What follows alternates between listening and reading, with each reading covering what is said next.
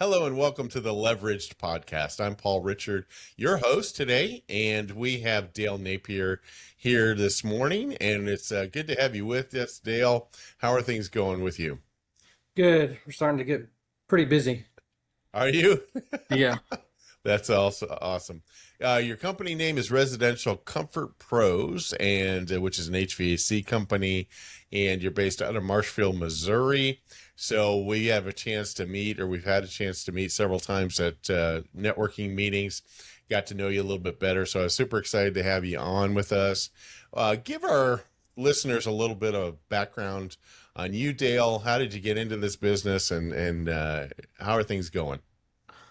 How I got into business. Well, I owned a landscaping company. Uh, then when COVID hit and the economy kind of got tight, I was like, well, I'm probably going to be the first guy to get cut because a lot of people can mow their yard if they're just lazy.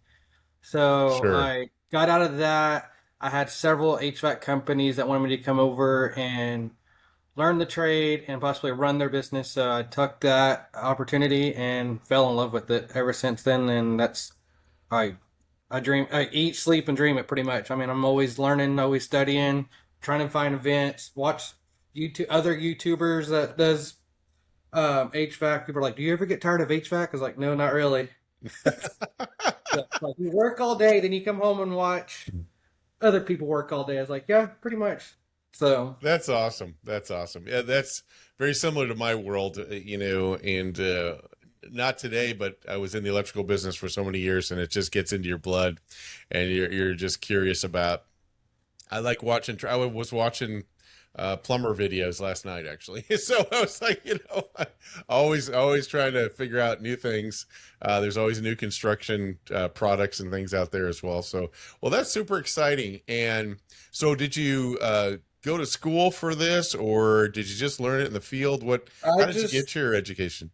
I just learned in the field. I had a company that hired me and trained me from pretty much green, and I just excelled. So I have had some training and got some certifications, but other than that, I never went to school or anything like that. So That's interesting. Yeah, and Mike Rowe says, you really going to college doesn't make sense for the trades and for the most part, right? It's just you need to have the hands-on training out there. You're just not going to learn it. And when I first started in the electrical business, I remember I got a call. I've shared the story before, but one of my major clients called. I was fresh. I'd been selling shoes at J.C. Penney before that, and said somebody said, I'm wiring my lights in my house. What's the difference between the white wire and the black wire?" And I go, "I don't know. I just didn't know. And I mean, it's one of the most fundamental things in electrical, right? But at that point, I was so new, I had no idea. And so, thankfully, at the end of 13 years of doing that, I was training electrical engineers on different concepts in the IEEE and the NEC, that type of thing. So, but all of it was on the job. All of it was on the job and learning from my mentors, and that's the best way to do it. So I'm super excited to hear about that from you. Now, is there any particular equipment you've trained on in that? Like, there's so many different brands, right? But there's actually a lot of them are combined into one, conglomerate company, right? Then they put their products out in different name under different names and that type of thing. So is there a lot of difference between, say, a Lennox and a Train and a Carrier product line, or is it just pretty much the same bones and you just have to learn the details of control boards and stuff like that? they're pretty similar. I mean, you only have a few manufacturers that makes the parts. So like compressors, you only have like two compressor companies, and they are rumors that they're merging. So Oh, the where it gets to tricky is the technology in them.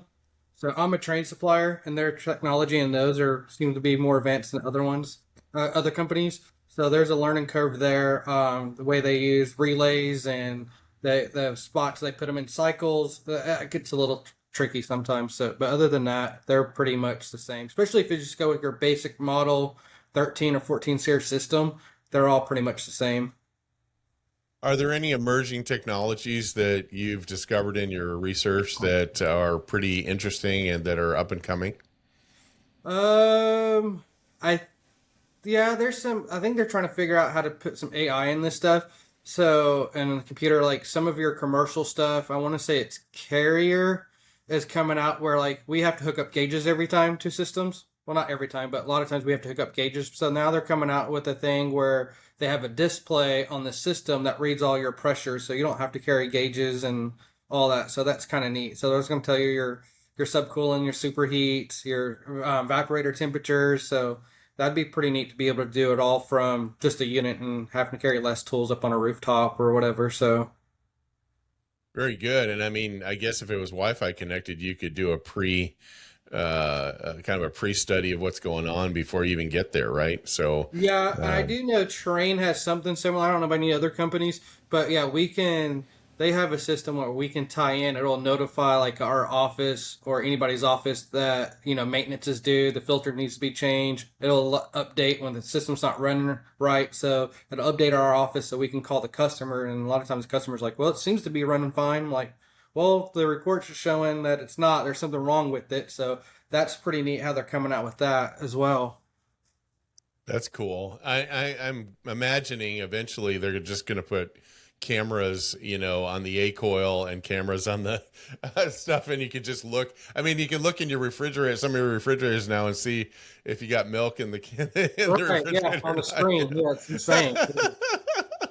So Yeah, it's getting pretty crazy out there. So yeah, and you're absolutely right. The technology is really expanding, and that's the differentiator out there. Would you say?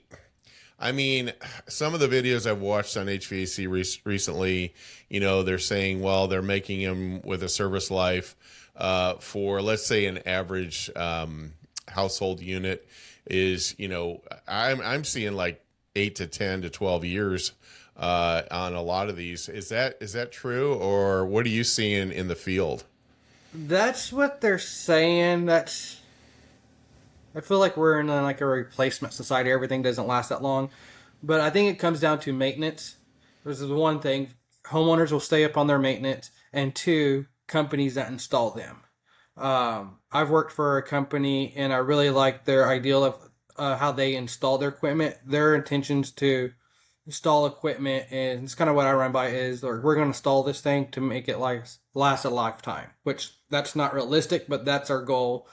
I would say if it's a heat pump, probably 12 to 15 years. A normal system or your conventional system, maybe 15 to 18 if you stay up on the maintenance. Oh, everything's done by the books. We have a customer that her system is 33 years old, and she always asks us whenever we come out to, for maintenance, like, should we replace this? I was like, no, it's still running very healthy. Keep up on your maintenance 3 times a year, and you're good. So, yeah, she might get something a little bit more energy efficient, but I think the big key is install and the maintenance on it. Got it. Got it. That's awesome. Yeah, and it seems like the most common, I do sell real estate, and a lot of the most common things are going to be the capacitors, the issues with the capacitors going on, and sometimes that's a range of whether it's good, bad, or about ready to go out, right? So you got to Right. kind of figure that out. And I think cleanliness is a huge thing, right? Keeping everything clean, keeping the drain clean, keeping the condensate pan clean, all that kind of stuff. Keeping your filters changed. It's kind of like the oil change in your car, right? You just need to keep those things regularly serviced, and it's easy not to get it done, even though mine's sitting there in the garage, and I forget sometimes to go out and just flip the I've got filters sitting right there on top of the unit, and it takes 2 seconds, but I forget, because it's not screaming at me, right, saying, hey, change me. Right. So I would say that's that, probably 90% of our calls that when we go out and check a system, it's just lack of maintenance. yeah, So yeah, a lot of homeowners just, absolutely. or when the contractors put them in, they don't explain how important the maintenance is because a lot of contractors they just install them and go, and hopefully nothing happens. So, but yeah, maintenance is the big thing: air filters and keeping coils clean and all that. So, Awesome, awesome. So, in your business personally, what kind of physical range do you go in around Marshfield and around the area, just so our watchers or clients can know where they can get service from you? We run about an hour from Marshall, so anything within an hour. Okay. We'll go past an hour. So I mean, like Branson's covered. We go all the way out to Crane, Clever, up towards Lebanon, past Lebanon a little bit, up towards Warsaw, north of Bolivar. So, but if it's anything over an hour, there's just an additional trip charge on that. So, but we usually try to stay within an hour. Okay. And currently, are you a one crew operation, or what's your current So setup? I have a office lady that does all the dispatching and the scheduling. Then I have a also a plumber as well. Then Oh, I run all okay. the HVAC because we do HVAC and plumbing. So eventually we like to get in the electrical side of it and hire an electrician, but that's probably another couple of years. Sure, sure, absolutely. So you're subcontracting that out right now?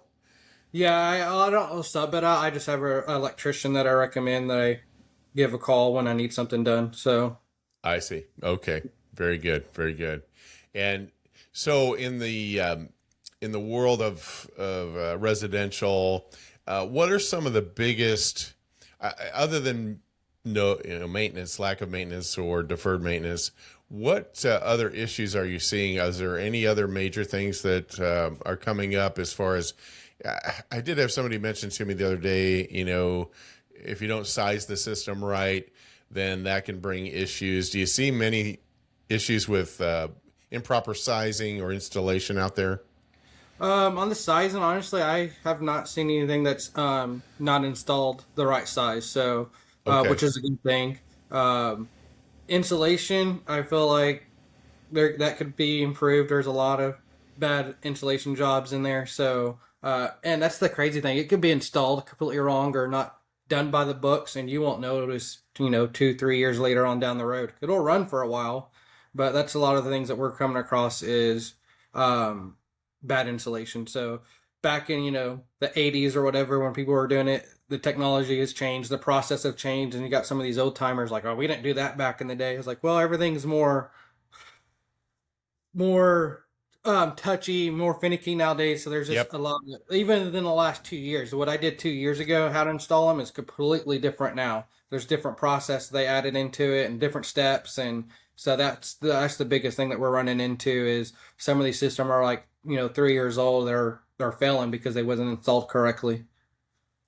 Uh, can you address more in detail on that? Is it short cycling? Is the ductwork improperly sized, or what's going on there? What's happening?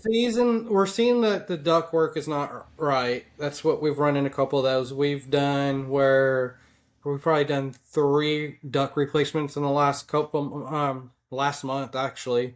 They're incised correctly. We've seen restrictions in the system where they're not brazing. Anytime you braze copper, you have to flow nitrogen because it builds up sediment in there, little black flakes. So we're running into TXVs being clogged, filter dryers being clogged. Uh, Not really any short cycling or anything because those systems are coming. They're sized right. So when we run a heat load calculation on the house, and then it calls for a 3 ton. There's a 3 ton system in the house. So that's a good thing. So it's just basic practice like in the field insulation book so that they're not following. So I think they're just in a hurry to get in and out. So we've worked for a company where they want us to have every install done in 4 or 5 hours. So which sometimes you can do that, but not always. So a lot of cutting corners, I would say, just to get done quicker.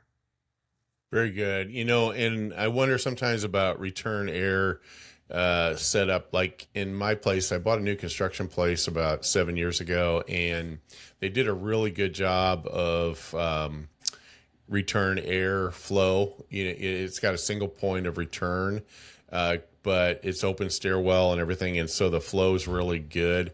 Do you see many issues like in new construction or let's say you're going in and seeing the system a year or two later where the design was incorrect or maybe could have had some tweaks that were better? Yeah, so on the new construction. A lot of the builders they're trying to get cheap, and we don't do. I mean, I bid on a couple new construction jobs, but we don't really mess with those because it's basically a race to the bottom with contractors. The lowest bid gets them. Uh, we like to do everything by books and all that. So like the problem that I've seen with new construction is a lot of times they only want to put one return air in. They'll put it in the hallway and call it good. I like to put one in each room. That's going to help make that room feel a little bit, warmer or cooler. So that's the biggest problem is we're just not enough return. I agree with that as well. Absolutely, absolutely. So you get hot spots and cold spots and that type of thing. And of Mhm. course, you're dealing with. In fact, I was showing a house yesterday in Branson West, and I was talking to the buyer. They're remote and they can't come see it immediately. And I said, you're going to have air stratification in this property because you've got 20-foot vaulted ceilings in the living room. You've got an open stairwell, and then you've got you got all kinds of things with lower ceilings in the bedrooms and et cetera. And it's a large property. I mean, single unit covering almost 4,000 square feet. So you can Oh wow. imagine that's a little bit Right. complex, right? And then of course you got the basement's going to be cooler, obviously underground. It's a walkout situation in that. So, although I will say, I was in there, it was 90 some odd degrees outside and very humid, and the place was cool on all levels, and everything was good. There's a lot of good airflow and that type of thing. Which brings me to a question about some of the other technologies out there. You know, are you seeing variable motor technologies and that more common, or what's going on there with the blower speed and those types of things? Did that become too complex and they just kind of abandoned it, or are they still using that? No, they're still using the variable speed motors, the ECM motors and stuff like that. We're seeing a lot of those. Uh, I think all the trains are pretty much like that now in their furnaces, where they're all ECM motors. I don't really see too much of the. I think Goodman is an option on some of those. I think some of the Linux you can still get an option of ECM motors or not. Um, so that's I know with Train that's pretty much standard on all of them now. Okay, yeah, Even and on the I wondered train, about even that. on the what we call the builder grade of trains, the Run True brand, they're all coming with ECM motors and all that variable speed for the blowers. Yeah, yeah, and that so talk a little bit about the SEER ratings going on in the HVAC world right now. Have they eased government regulations on that? Is that still pretty tight? What's going on with SEER ratings right now? That I'm not 100% positive on. I thought we were supposed to go to a minimum of 14 SEER a year or so ago, but they're still selling 13. We still get 13 SEERs on our builder grade series. So I don't know if it's one of those things where they have until they sell them all out, or if there's a timeline. I really don't focus a whole lot on the SEER ratings because most homeowners they just want the lowest SEER just to get in. So Sure, sometimes we'll get sure. people that wants the communicated systems that are 20 plus SEERs, but I don't know. I don't really follow all that regulations quite often, so I don't know when that change is coming. I know they've changed it from like a SEER one rating to a SEER two, and I couldn't tell you the difference. They all seem to be running same, and no, but I've asked people if they've noticed a difference in electric bill, and they say if they have, it's very small. That it's not noticeable really. Yeah, yeah, I did look into that a little bit. Like you said, 13 and 14 SEER, obviously your upfront cost is going to be higher, but your probably your payback is going to be quite long on it Mhm. because there's not a lot of uh, upfront savings, and kind of depends on your utility costs on that as well, right? And so Right. that's a big differentiator. In Branson, we really don't have any natural gas down here. We have a little bit because of the terrain and stuff, but so we're pretty much all electric in our area down here. So you've got a lot of heat pumps going on, and of course in the condos, a lot of times you just have a blower package in there. Are you seeing like in Springfield? So under city utilities and that, most of them have gas available, right, in that Yeah, area, it's and so predominantly yes. Yeah. yeah, and so do you see most of them going with gas furnace and standard AC unit, or what are you seeing percentage wise if you have an idea going in? Yeah, most of them, I would say probably 98% of them is gas furnace and just a traditional condenser outside. If we're in Bolivar is the same way as Branson. They don't have natural gas, so it's going to be all electric heat pumps out there. Um, so we really don't do a whole lot in Springfield for some reason. I think it's a saturated market in Springfield, so that's probably why. Sure. Um, we probably, like I said, I've probably only done just this year probably two installs in the Springfield area, somewhere around there. Oh, But very other good. than, yeah, so most of it what we run is like I said, we do a lot of Bolivar, we do a lot of Nixa. For some reason, we got this little pocket where we don't really do Springfield a whole lot. We get service calls and plumbing calls, but not really upgrades. So Everybody and his brother's got a truck with a logo on it that HVAC coverage, right? It's like the yeah, roofers; they're everywhere, right? It seems like, yeah. especially when there's a storm in town. But yeah, understood. That's definitely part of the landscape there. The other thing I was wondering about, what are you seeing as far as the deployment of package systems, putting those in, and are you seeing more and more of those being put in versus ducted systems? Like like a package unit. Yeah, just like a package unit. Well, I mean, yes, where you can buy them at whatever, at Menards or whatever. They're a couple $1,000. You put a Oh, 2-ton unit on the wall. the mini splits. Yeah. Mini splits, yeah, mini splits. Yeah. That's what I was looking for. Mini splits, yes. Other things we don't really on the package units. We don't really see them. We'll see them once or twice, maybe a year in the area. Now, if you go to Joplin and Carthage, they're everywhere for some reason down in Joplin and Really? Yeah, Huh. like it's weird because like you do it long enough, you're like, all right, I'm going to Joplin. Most likely, I'm going to work on a package unit. All right, I'm going to Bolivar, Branson. I'm working on a heat pump, so you can kind of stack your truck. So it's kind of nice. But on the Huh. mini split, we are starting to see more of those. I've actually did 3 bids on a new construction jobs. I just finished up one of them this morning. We're seeing they're getting pretty popular for shops. We've had houses where they rip out the traditional HVAC and we came in and put mini splits in. I'm a huge supporter of the mini splits. I will sell you one all day long over traditional HVAC. So they're awesome little machines. That's what I was thinking, and also, as a backup, like if your main system goes down, it would be, I think, beneficial to have one of those at least in your main living area as a backup, right? Or at least maybe Oh when yeah. and the SEER ratings, correct me if I'm wrong, are the SEER ratings higher on those than they are with normal Yes, main our systems? minimum SEER rating that we can get on a mini split on our low end one is 19 SEER. No kidding. Okay. Yeah. So, I mean, you can get the whole unit in a 110 or 220. Like it, I mean, you can get them. They're pretty awesome. So, Yeah, yeah. And I like if you were putting in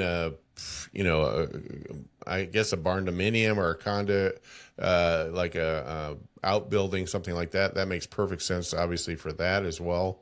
And they don't have as much airflow generally, right? But you definitely get the tonnage of cooling that you need in that right. case. And are the wholesalers, are the warehouses carrying those, and are the major players in the market getting into that, or is it kind of a niche market for other manufacturers? No, I mean, their warehouse seems to have a pretty good stock on them. Mitsubishi and Daikin are like probably the two top mini splits I would recommend. Mitsubishi and Daikin go back and forth every year on the Consumer Report. So that's the one that we sell. We sell Mitsubishi and Renter, which is Train.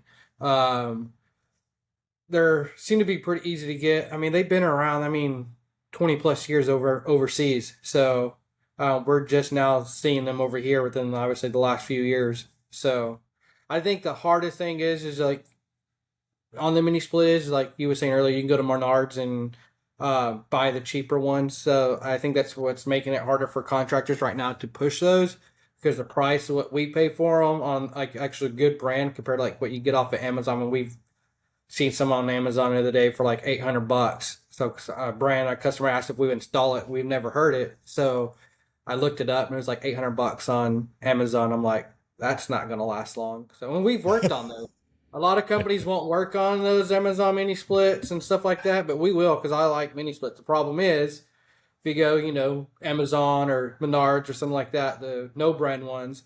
I mean, we've had a customer that waited 6 weeks just to get a part.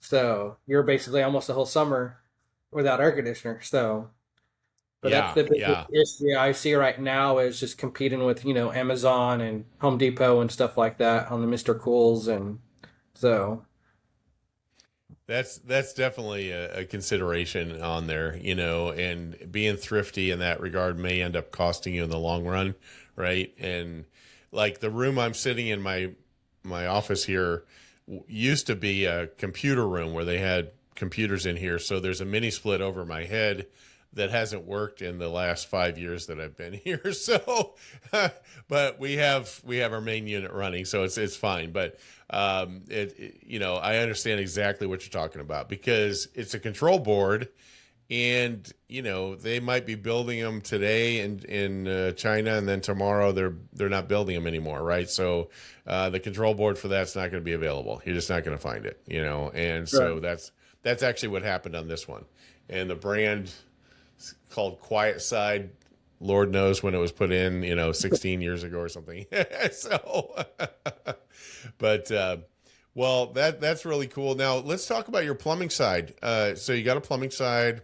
What are you seeing in the plumbing world? Are you growing that area quite furiously, or is it something that's Yeah, been just we've done it. gradual for you?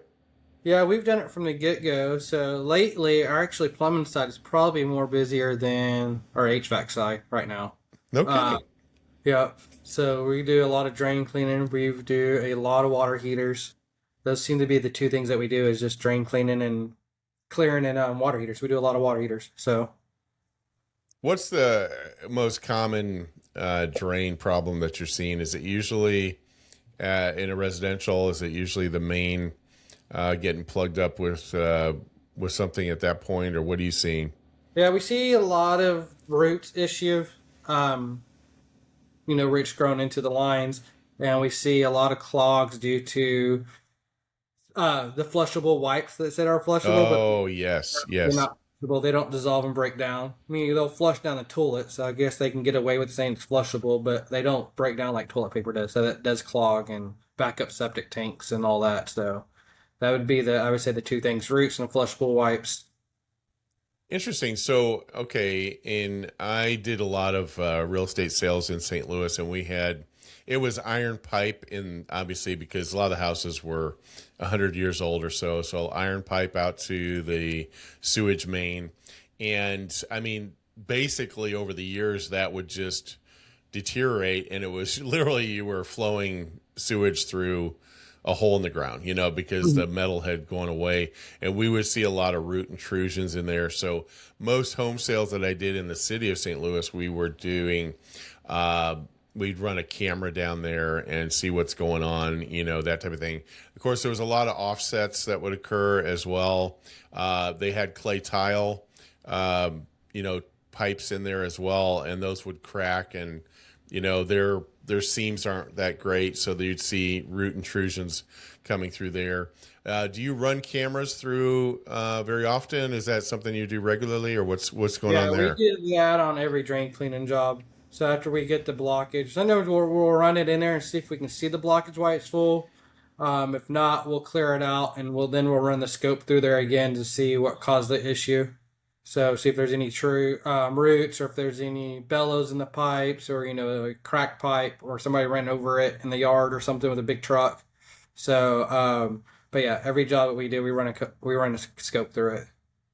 Okay, okay, yeah. And I actually I'm on a common well, shared well here in Branson with 8 other, me plus 7, and then we also have a shared septic.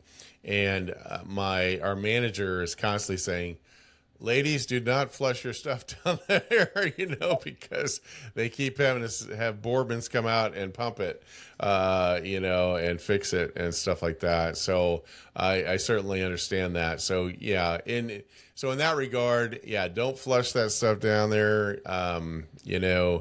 and especially if it's septic, right? Be very, very careful with that in that regard. So, is there anything in the plumbing world that's kind of new? I mean, I was looking at my plumbing the other day, and I have PEX 2 in there, which the guy that put it in, um, the disadvantage of PEX 2, at least the way I see it, is that there's a reduction in the size, of the pipe because you're in PEX A, I guess I should say B, PEX B, PEX A, you're doing expansion on that. Are you seeing more PEX A than PEX B, or what's kind of the trend going on out there? PEX B is still pretty commonly used. Not a whole lot, a Is lot it? of, and yep. I don't really see a whole lot of PEX A. We do PEX B, just because that seems to be what everybody's still using. So, Is but it's there a still difference in the reliability of the connections or anything like that, or the cost of it? I know the cost of a stretcher, like Milwaukee wants like $500 or $600 for a battery expensive. operated stretcher. Yeah. Then on PEX B, you probably have $100 and with the tools that you need.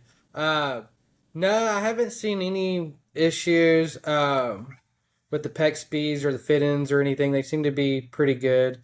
Uh, That's the thing with PEX A is like I'm sure other contractors is like when you put them in there, you have to expand the fit in, and you have this little plastic thing. When you put it on your connection, it closes on that. Well, Right. with PEX B, you have a ring and you clamp it on pretty much like a hose clamp. So for Yep. me, PEX B feels more secure than just stretching a piece of pipe and sticking in the fitting and hopefully it holds. So, I Yeah. mean, people Yeah. use it up north. If you go up north, like way up north, it's all PEX A up there because PEX A expands more and the freezing point than PEX B does. So it all Ah, depends on where you're at. Down south, it seems like everybody's still using, a lot of people are still using that PEX B. got it. Got it. Yeah. I just wondered about that from the standpoint of now, in this case, I think I would have had him size it since we had 3/4 inch coming in, and it reduced it down.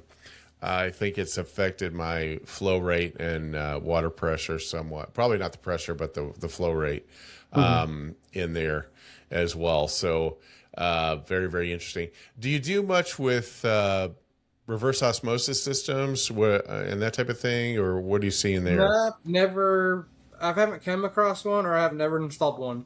So I've No been kidding. installed. Yeah, I gave quotes a couple times on one, but other than that, I've never. Yeah, yeah. We That's see a lot of. surprising to me.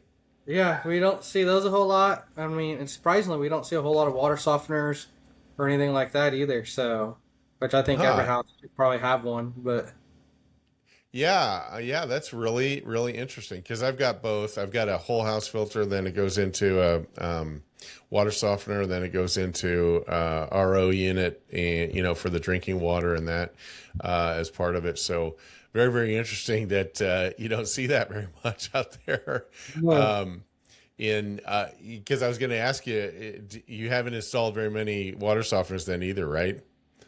We've done a handful of them. So we've done some maintenance on them, but other than that, yeah, we don't come across them a whole lot. Got it. All right. And I wondered if like in RO, obviously with PEX, you don't have to worry about it. In the old school, when I first put my first one in, I became aware that RO water will deteriorate brass and copper, and so you can't put that in line after you go through the filter. So that's why it's always typically 1/4 inch flex tubing out coming out of the unit itself up to the faucet, right? Yeah. Yep. Very good. Well, okay. Well, Dale, is there anything else you wanted to cover? This has been super interesting. I appreciate you. Is there anything else you'd like to cover subject wise? Uh, no, not really. I think we nailed it all. So Awesome. Awesome. So if people want to reach out to you, if they watch the podcast here and they want to say, hey, I got to hire Dale to do something for me, how can they get a hold of you? they can give us a call on the office number at 417-501-9613, or they can go to residentialcomfortpros.com and schedule an appointment that way. Very good. Very good. All right. So can they actually schedule themselves on the Yep. website? Yeah. Oh, no kidding. Okay, well, Yeah. that's They awesome. can book. Yeah, they can book like your estimates, AC service call, plumbing service call, their drain cleaning or clearing. So they got some of our service they can go book online. So Okay, cool, cool. I think they can also book their water heater replacement online as well. So and it gives them the price too. So if they had a 50-gallon water heater, they can go in there and book it, and it'll give them the price for that 50-gallon water heater. Ah, well, that's cool. That's cool. Yeah. So you're keeping up with the technology. I love Yeah, that. I love I like that. it. So I think it's cool. All right. Well, Dale Napier, it's been great having you with us. Thank you. Residential Comfort Pros LLC out of Marshfield, Missouri. Thanks for being with us, Dale. I appreciate Yeah. you. Thanks for having me.